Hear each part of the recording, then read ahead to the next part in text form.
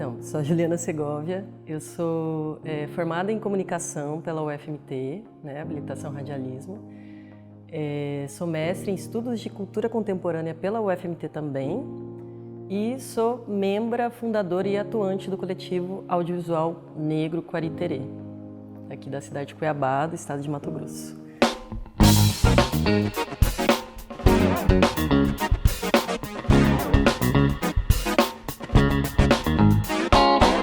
Então, assim, falando realmente de uma parte mais prática, eu comecei no audiovisual depois de formada. Assim, obviamente que, né, no curso a gente tem acesso à instrumentalização no sentido de, né, manipular a câmera ou aprender uma edição, né. O curso tem essa parte prática, né, o curso de rádio e TV. Só que, de fato, quando eu comecei foi a partir do momento que eu comecei a me relacionar com pessoas do cenário artístico, fundamentalmente musical, e eu comecei a produzir alguns vídeos teaser para divulgar o show de algumas pessoas que eu conheço da cidade e que eu me relacionava na época, como da Estela Seregati, do Ebinho Cardoso. Então, a gente queria divulgar tipo, um show e aí a gente fazia vídeos convite, o nome. E aí a minha amiga Carol Barros, que é uma produtora cultural aqui do estado, ela falou assim: Ju, poxa, você tem um olhar legal, você tem um olhar bacana, né? Por que você não dá continuidade nisso, já que você também é formada nisso, né? Que é esse suposto aval profissional que a gente recebe, né? E com esse incentivo, porque a gente, né, pensando nessa condição do ser mulher, né, de ser mulher negra, nessa época nem tinha essa dimensão da racialidade, né, nem a dimensão da discussão do gênero. Mas hoje eu entendo que eu não tinha toda essa proposição e autoestima para acreditar que eu era capaz. E com esse incentivo de pessoas que eu gosto, que eu tenho afeto, falando que eu tinha ali um potencial, eu comecei a desenvolver, né, arriscar na fotografia estilo, a fotografia estática primeiro, e fazendo vídeos, né, só que de maneira sempre experimental e ainda não inserida nesse mercado de trabalho. Então, quando eu começo a colocar tudo isso que eu produzo através do meu olhar nas redes sociais, então a rede social ela é impulsionadora para quem trabalha, né, com meio artístico, audiovisual, porque acaba sendo uma vitrine daquilo que a gente produz. Eu comecei a ser chamada para projetos, e principalmente projetos que envolvem cultura e arte, vamos dizer assim, né? Não necessariamente esse mercado publicitário ou de, enfim, que a gente tem estabelecido aqui também na cidade de Cuiabá. Então, já de cara, eu entrei para esse nicho de projetos culturais, artísticos, tanto que eu fiz parte de uma equipe que registrou uma comunidade quilombola, na época, de Lagoinha de Baixo e de Cima, então eu fiz todo o registro fotográfico em vídeo. Isso virou vários produtos, né, que circulou como exibição, enfim, dessas fotografias. E a partir disso, o SESC também olha para essa produção que eu estava, né, realizando com parcerias com a UFMT, enfim, com esses projetos acadêmicos também. E me convida para começar a desenvolver experimentos audiovisuais relacionados a alguns projetos que ocorriam aqui, que ainda tem, né? Que é como o palco giratório, overdose, como que é o nome? Aldeia Guaná, enfim, o seminário de políticas culturais. Aí eu comecei a desenvolver para o SESC. Então o SESC ele é também esse propulsor do acreditar em mim, né, de acreditar no meu olhar, de impulsionar a minha autoestima e também um propulsor da minha inserção nesse mercado de trabalho, porque a partir daí eu começo a ter uma renda com audiovisual e assim se deu o início, vamos dizer, né? Então, tudo isso para dizer que o nicho do qual eu me estabeleci é esse nicho que envolve projetos, né? Projetos artísticos, culturais, e não esse outro caminho que a maioria das pessoas que se envolvem com o audiovisual na cidade de Cuiabá partem, que costumam, as pessoas formam, né, na universidade e costumam ir direto para o cenário publicitário, né? Enfim, mas eu também trabalhei no mercado publicitário, porque eu trabalhei ao longo de 1 ano numa produtora como editora de vídeos. E eu já tinha essa experiência, então, aí com captação de imagens, né, com fotografia, e aprimorei uma outra coisa que eu gostaria de trabalhar, que é a edição, né? Então, eu queria fazer, eu queria desenvolver os meus projetos com o meu olhar, com a minha fotografia, e ao mesmo tempo ser capaz de montar e editar aquilo que eu estava produzindo. Então, eu fui traçando também a minha trajetória profissional para poder me desenvolver naquilo que eu queria utilizar como ferramenta para desenvolver os meus projetos, assim, que eu encabeçasse, que eu liderasse, né? O Coletivo Quariterê, ele foi também um outro ponto de impulsionar essa dimensão da construção do meu percurso profissional. E por quê? Porque o coletivo, assim, é importante falar que ele nasce no ano de 2017 e são vários realizadores do audiovisual negros, né, negres, homens e mulheres negros e negras, e que se reúnem aí para poder apresentar para a sociedade cuiabana, mato-grossense, que existe aí uma gama, um grupo de pessoas que trabalham com audiovisual, né? Então essa era uma necessidade, né? A gente teve que se reunir para ter que mostrar que isso acontecia na cidade, que essas pessoas existiam. Então a gente se reúne para fazer esse coletivo, a gente funda esse coletivo em 2017 com intenção de realizar inúmeras ações, como Mostra de Cinema Negro de Mato Grosso, que a gente está indo para a 7ª edição, sessão Afrocine, que a gente realizou ao longo de 3 anos, sessões itinerantes. Só que a gente também tinha o objetivo de fazer produções audiovisuais, enquanto um grupo de pessoas negras realizando cinema, né? E aí, em 2019, o grupo coloca vários roteiros para serem votados, porque a gente tem muitas pessoas no grupo que são roteiristas também. E dos roteiros votados foi o meu, que é um curta que chama A Velhice Ilumina o Vento. Então a gente empreende de maneira colaborativa a realizar esse curta-metragem. Então é uma equipe majoritariamente negra que realiza esse curta no ano de 2019. E é legal falar que esse curta ele foi premiado pelo Itaú Rumos Cultural, então ele vira também aí uma grande conquista nossa de maneira coletiva. E ele é importante para mim, pessoalmente, assim, tanto o curta quanto o coletivo, porque foi a primeira vez que eu estive na função de direção de uma ficção, né? Eu já tinha dirigido documentários experimentais, assim, curtinhas experimentais, mas nunca tinha dirigido uma ficção.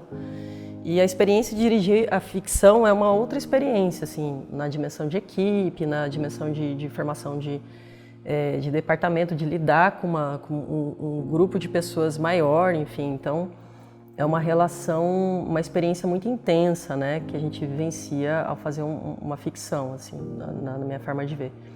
Então, foi muito importante o coletivo, porque a gente reuniu essas forças, né? Eu estava falando de autoestima, então você junta várias pessoas que acreditam em si, né?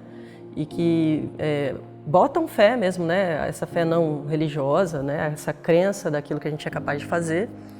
E eu me senti capaz nesse lugar de ocupar essa função, né, de direção. Que é também um lugar que as mulheres ocupam muito pouco no Brasil, né? Obviamente a gente está em um outro momento, que a gente tem mais mulheres diretoras, né? Tanto em Cuiabá quanto em Mato Grosso, Brasil. Porém a gente sabe que ainda é um número não vamos dizer, não é um espaço ocupado de maneira igualitária, né? Assim como a gente quer que mulheres ocupem, homens e mulheres negras ocupem, pessoas LGBTQIA+, ocupem. Indígenas, enfim. Então a gente se fortaleceu nessa dimensão de apoiar um ao outro. Então o coletivo ele é fundamental mesmo nessa perspectiva de dar esse impulsionamento de um outro passo, assim. Ele é um divisor de águas mesmo. Porque a partir dessa realização que é A Velhice Ilumina o Vento, eu começo a acreditar que eu sou capaz de dirigir outros curtas-metragens, como aconteceu. E é muito nesse lugar, né, da gente se inspirar mesmo, né? De tipo, de imaginar uma cuiabana, uma jovem cuiabana que cursa um curso de cinema, né, que está no início, e olha, sei lá, olha para Juliana Segovia, olha para Karine Queiroz, olha para Juliana Curvo, olha para Juliana Capilé, olha para Isabela Ferreira, olha, enfim, para tantas mulheres que estão realizando, sabe, empreendendo a direção e não falando que a gente tem a obrigação de estar nessa função, mas acreditar que é possível também estar ali, entendeu? Então, eu acho que o coletivo teve esse potencial inspirador para mim, e de maneira coletiva, e a gente tem esse potencial individual de inspirar também outras pessoas, né? Mas também nesse somatório de outras pessoas que acreditam que são capazes a partir de ver ali representado alguém e, enfim, é isso. Então, minha relação com a Benedita ela foi protagonista do A Velhice Ilumina o Vento, porque a ideia do curta era que fossem todas pessoas, homens e mulheres, atores e não atrizes. Porque eu lembro que na época eu estava assistindo filmes brasileiros que eu achava muito massa, que os diretores ou diretoras colocavam pessoas não atores e não atrizes para atuar, e eu achava muito legal esse poder de acessar outros universos, abrindo espaço para além de quem é um ator ou uma atriz profissional, sabe? Tanto é que a Benedita, nessa ideia de descentralizar o acesso também, né? Ela é uma mulher periférica, ela mora no bairro Jardim Passaredo, né? E o curta tinha como ideia que fosse uma mulher negra retinta, a protagonista. E aí a gente ficou, e que fosse idosa, né? Então a gente ficou, nossa, aqui em Cuiabá a gente não tem esse recorte dentro do cenário dos profissionais, né? Da atuação, das artes cênicas, que tenha essa idade e que tenha essa cor de pele, essa tonalidade de pele que ela tem. Então a gente saiu em busca, né, como que a gente vai achar a pessoa, tal, e Luísa mora no Tijucal, e é um bairro que faz divisa com Passaredo. Ela lembrou, ela falou que teve um insight, ela lembrou da Benedita e falou: Ju, eu sei quem é a pessoa que você está falando, é ela, porque o curta traz essa mulher muito radiante, muito feliz, muito para cima, né? E aí ela mandou a foto da Benedita. Eu lembrei da Benedita que uma vez eu entrevistei ela para um outro projeto em 2016, não, 2015, e eu falei, nossa, eu lembro dessa mulher, essa mulher de fato, ela é inspiradora, ela é uma mulher que vai se encaixar perfeitamente. E aí a Luísa avisou ela que a gente ia um encontro dela, foi eu e Maurício, que foi o produtor executivo do curta, conversar com ela. A gente contou a história do curta, a gente mal terminou a história de contar a história do curta para ela. Ela falou: tô dentro, se vocês quiserem eu faço, vocês podem pedir para eu fazer qualquer coisa que vocês quiserem que eu vou fazer. Então já ali rolou uma conexão entre eu e a Benedita. A partir desse momento eu sabia que eu nunca mais iria me desvincular dela, porque foi realmente uma conexão dessas que a gente, de afinidade, de afeto, de carinho, que a gente não tem palavras para explicar, assim, não é um raciocínio que a gente consegue exprimir em palavras, assim, né? Quando a gente vai falar dessa dimensão do amor que se estabelece. E aí a Benedita, ela topou esse projeto e a partir daí ela vira aí uma membra também, vamos dizer, do coletivo Pariterê, porque em todas as produções que a gente realiza, que a gente já realizou, ela está envolvida de alguma maneira. E ela sempre estará, né? E diante dessa força, né, dessa energia que a Benedita transmite, de toda essa alegria de uma pessoa com essa trajetória que ela tem, porque ela é uma líder política do bairro Passaredo, ela já foi presidente do bairro há mais de 12 anos, ela é agente de saúde, enfim, ela é mãe de 5 filhos, enfim, é uma história muito marcante, uma história muito interessante de vida. Eu pensei, poxa, eu acho que tem que falar sobre essa mulher em documentário, né? Trazer ela aí como uma personagem da vida real. E aí que surge a ideia de fazer um documentário sobre a Benedita. E falando especificamente da linguagem do documentário, primeiro que surgiu o edital Movimentar, né, que é um valor de baixo custo. Então, o Bendita, né, esse curta documentário, porque ele tem 17 minutos, ele foi financiado pelo Movimentar, mas R$5.000 é um valor muito pequeno para você realizar qualquer obra audiovisual. Então foi uma equipe muito enxuta e também era um edital emergencial, mas foi o suficiente para fazer com que a gente desse um start nessa ideia de fazer esse documentário. E aí, na época, antes de sair o edital, eu assisti um capítulo de uma série documental chamada My Love, um capítulo chamado Nissim e Jurema, que conta a história de um casal lésbico, negro, periférico, da favela do Rio de Janeiro. E é bem assim a trajetória, tipo, mostra o cotidiano da casa delas, mostra elas indo até um terreno que elas querem construir uma casa, tipo, num lugar mais bucólico, mais afastado, assim, para elas viverem a velhice delas. Mostra a relação com a religião de matriz africana, com Umbanda, que elas têm um terreiro, tipo, no terreno no piso de baixo da casa delas. E aí, esse capítulo, ele é todo feito dessa maneira ficcional, assim, porque é a vida delas. A direção, é uma diretora que dirigiu esse capítulo, acompanha elas ao longo de um ano, então esse capítulo ele é dividido por meses, e ela se insere dentro da casa dessas mulheres, mas pede para elas reproduzirem o próprio cotidiano, então elas ficcionalizam a própria vida. E aí eu pensei essa mesma ideia para o Bendita, então a referência é esse capítulo dessa série documental. E é a mesma coisa, aquilo que a Benedita está fazendo no Bendita, né, que mostra o cotidiano dela de uma maneira assim, que é um olhar, né, contemplativo, você vê ela ali fumando o cigarro dela, você vê ela tomando um café, abraçando a netinha, ou curtindo com os amigos, ou dando um rolê no bairro. Ao longo disso tudo a gente vai ouvindo a voz dela falando sobre a vida, mas ela está ficcionalizando, o real dela. Então, falando mesmo da estrutura do documentário.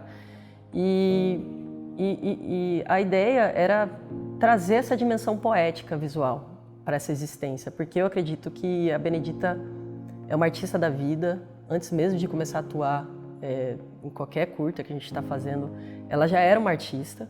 E ela é uma poesia. Eu acho que a gente pensa muito no artista que está sobre o palco, mas a gente não pensa no artista que está fora do palco. Como que ele é na vida? Será que ele ou ela continua sendo essa poesia que manifesta quando está em apresentação ou apresentando uma obra, o que seja, né, que realizou?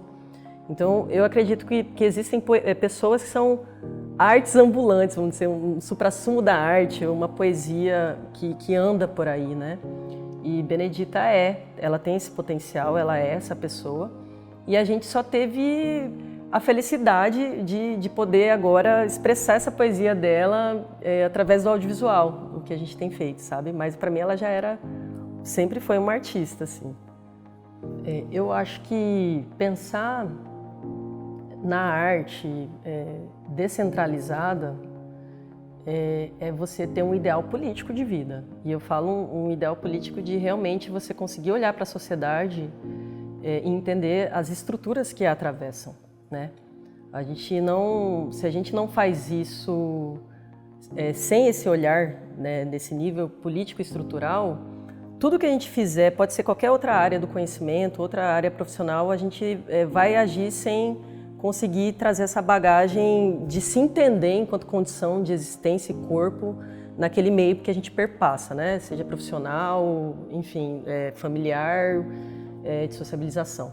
E eu estou falando isso para dizer que esse audiovisual que a gente propõe, ele traz essa dimensão do audiovisual também descentralizado. E você pensar algo descentralizado é você ter essa visão estrutural de sociedade, porque quando a gente fala de descentralização, a gente não tem como falar e não ver quem é que está nas periferias, né, do Brasil, né, falando Brasil. E quem são as pessoas que estão nas periferias? Quem são os trabalhadores desse país, né? E aí a gente está falando de uma população maioria negra, né, entre homens e mulheres, né? Então, a nossa proposta de trazer essas temáticas que abarcam essa dimensão da negritude, das mulheres negras, né? Das mulheres cis e travestis negras, da população negra periférica trabalhadora, mas não só periférica também, porque a gente tem que falar das pessoas que, por exemplo, o Aqui Jaz a Melodia mesmo, ele traz como protagonista, não é um homem periférico, que é o João. O João, ele é um homem que é de uma camada média econômica, mas é para falar assim também, poxa, a gente está num país que as pessoas precisam acreditar que é possível também sair de uma condição de miserabilidade. E o audiovisual tem esse potencial de trazer também essa, que é o chamado afrofuturismo, né? Que é a capacidade de sonhar.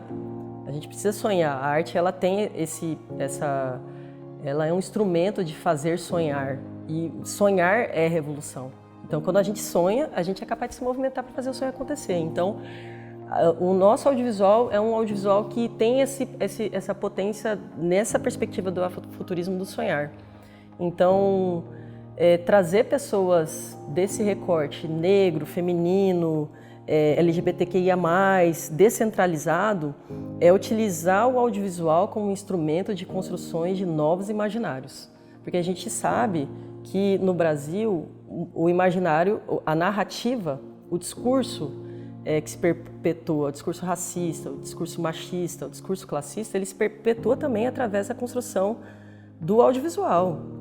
A gente sabe a potência que as novelas têm, né, para trazer uma conversa de botequim, para trazer uma conversa entre família, né? A gente sabe a potência que a novela, que o filme tem para levantar discussões.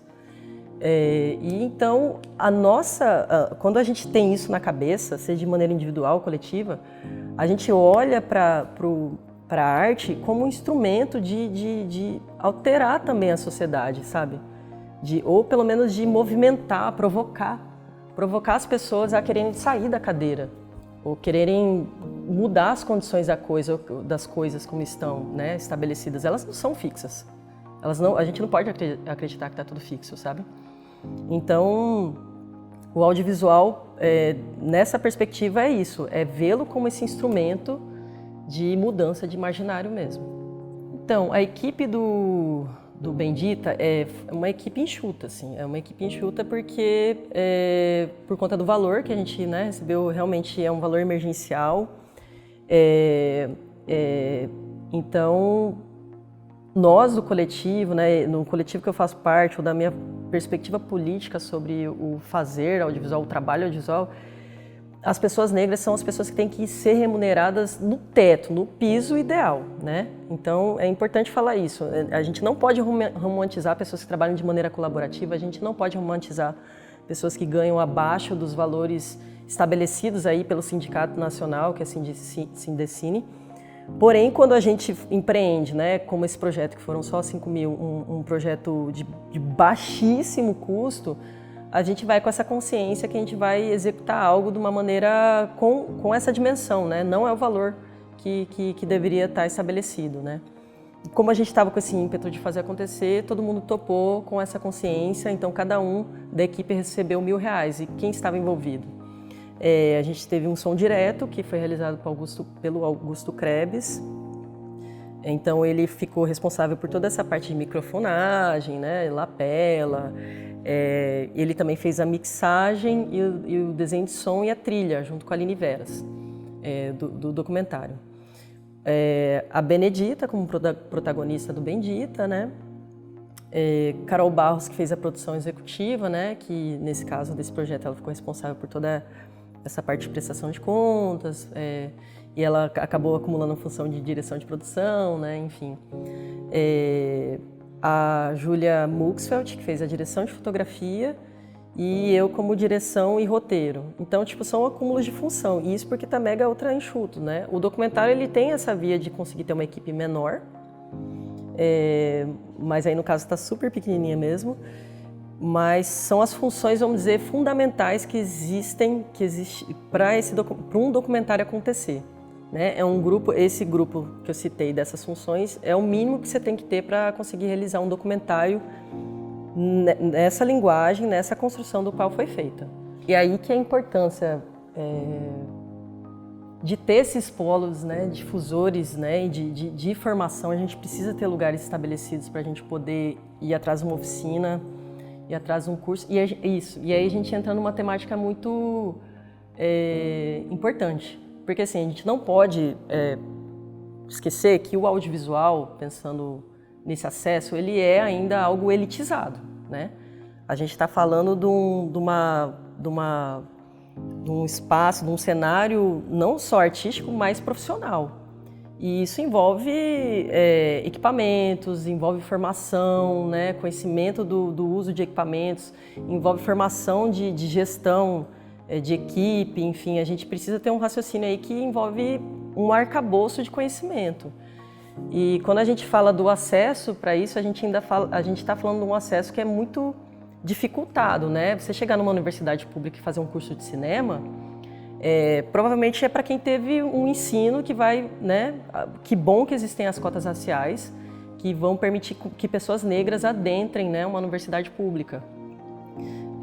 Mas a gente está falando de uma maioria uma maioria ainda branca e masculina que acessa esse conhecimento, que acessa essa instrumentalização, e eu estou falando de uma maioria branca, cis, hétero, herdeira. Então, o que eu estou querendo dizer é que o audiovisual, enquanto tanto esse mercado de trabalho quanto esse aspecto artístico, ele é elitizado, a gente não pode negar isso. E aí, a grande importância de espaços como o SESC, que eu tive acesso a inúmeras oficinas que não cobravam valores.